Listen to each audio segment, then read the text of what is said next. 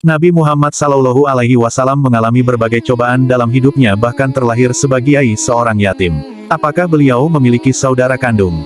Dilansir dari buku kumpulan Akhlak Teladan Rasulullah karya Tifa, menceritakan mengenai kisah dari Nabi Muhammad Sallallahu Alaihi Wasallam yang merupakan yatim sejak usia 2 bulan dalam kandungan. Lalu, pada saat usia 6 tahun beliau menjadi yatim piatu dan tidak mempunyai saudara kandung. Namun Nabi Muhammad mempunyai saudara sepersusuan yaitu Abdullah bin Abdul Asad, Masruh, Hamzah bin Abdul Muthalib, Abdullah bin Al-Harits, Anisa binti Al-Haris, Juzamah binti Al-Harits, dan Abu Sufyan bin Al-Harits bin Abdul Muthalib.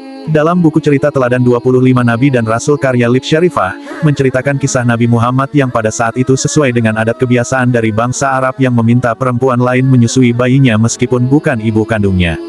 Hingga pada akhirnya Nabi Muhammad dikembalikan lagi kepada ibu kandungnya tepat saat berusia 6 tahun. Saat itu bersama ibu dan budaknya, Nabi Muhammad Sallallahu Alaihi